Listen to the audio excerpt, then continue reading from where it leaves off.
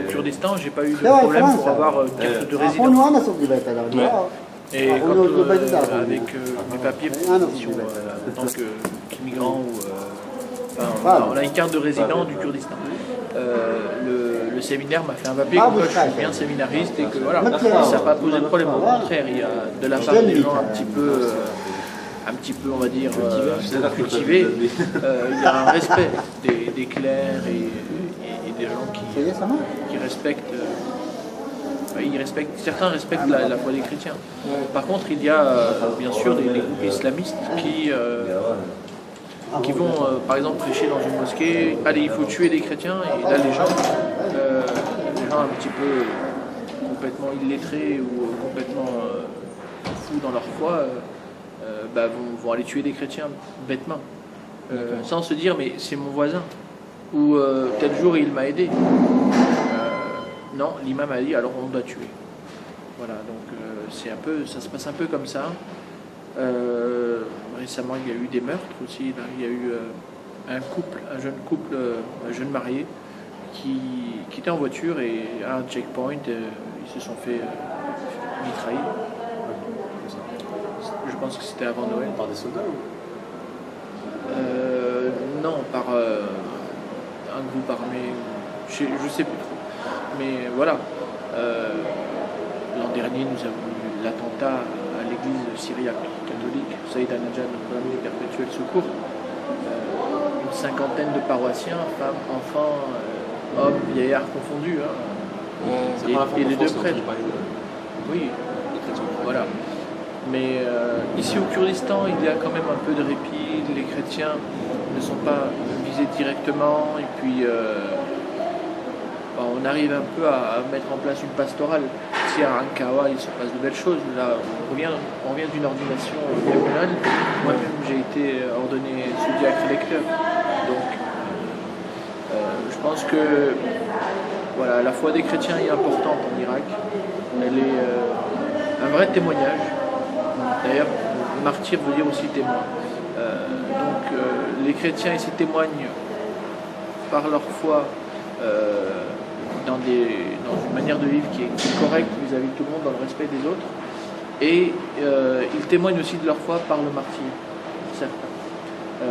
Bagdad, Mossoul sont des cibles, sont des zones très très très sensibles. Voilà. Moi-même, par exemple, je n'ai pas le droit, je n'y ai pas accès. Ou alors, si j'y ai accès, on va éviter de montrer notre passeport français, parce que si on montre un passeport étranger, on risque de se faire kidnapper par un groupe, et ils vont dire on va demander une rançon à la France ou au pays. C'est pour ça.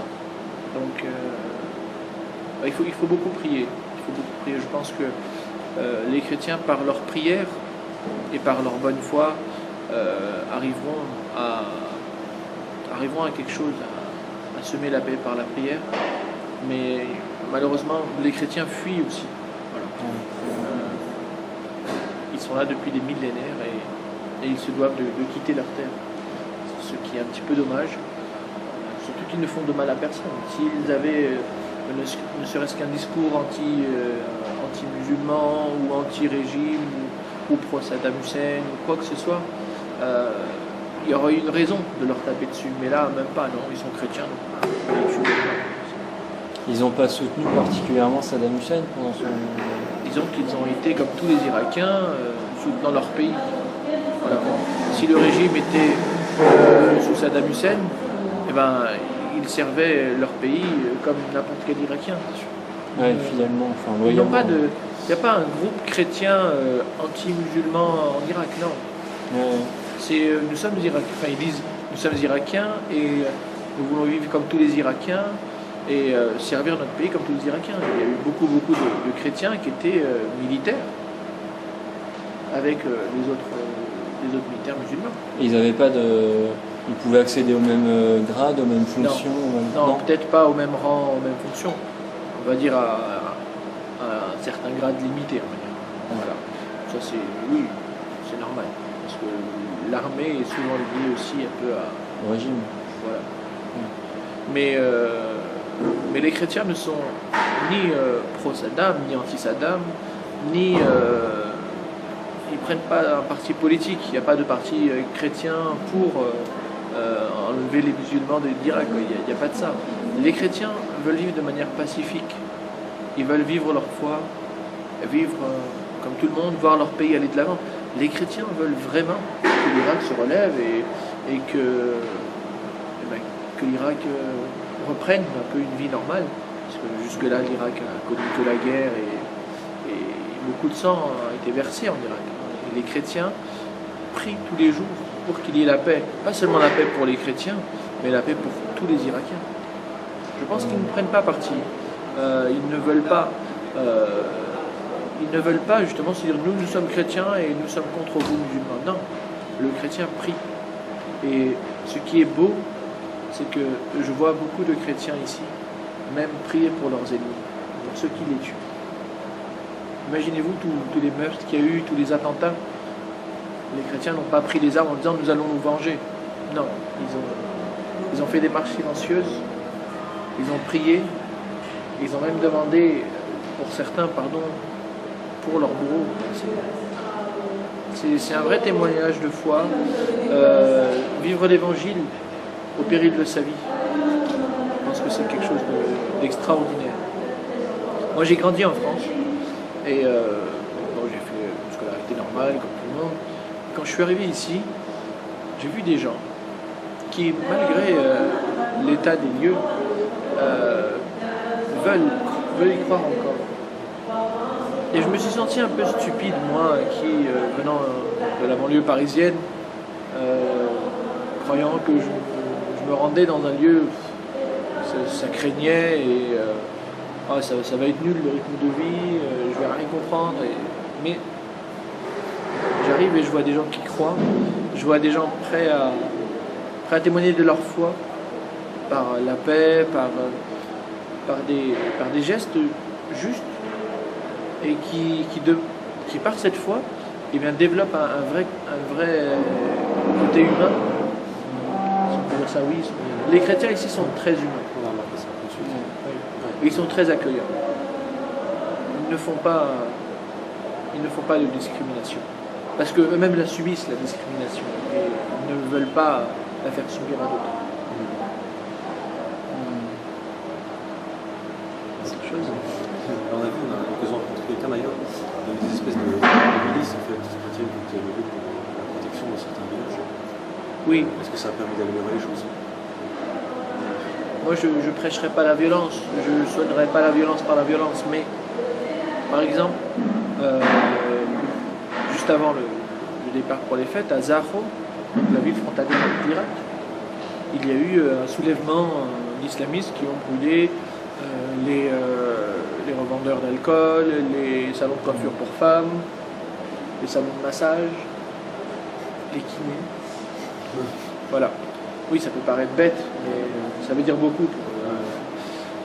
Et certains jeunes, avec des cailloux, tout ça, étaient venus en face de l'évêché de Zaho et ont commencé à dire des insultes aux chrétiens et bande d'infidèles, la routine. Et là, les gardes, en fait, ont eu l'ordre de tirer en l'air pour leur faire peur. Voilà. Je pense que si les gardes n'étaient pas là, il y aurait eu... Un massacre?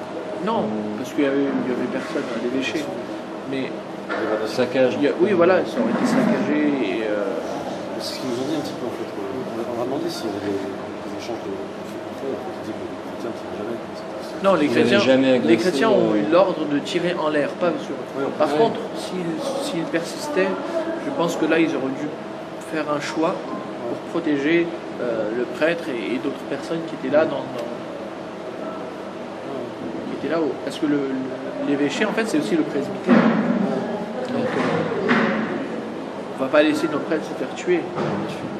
Donc, il y a des gens qui sont prêts à échanger des coups de feu, s'il le faut, au péril de leur vie eux-mêmes, pour protéger l'Église. C'est dommage qu'on en soit là.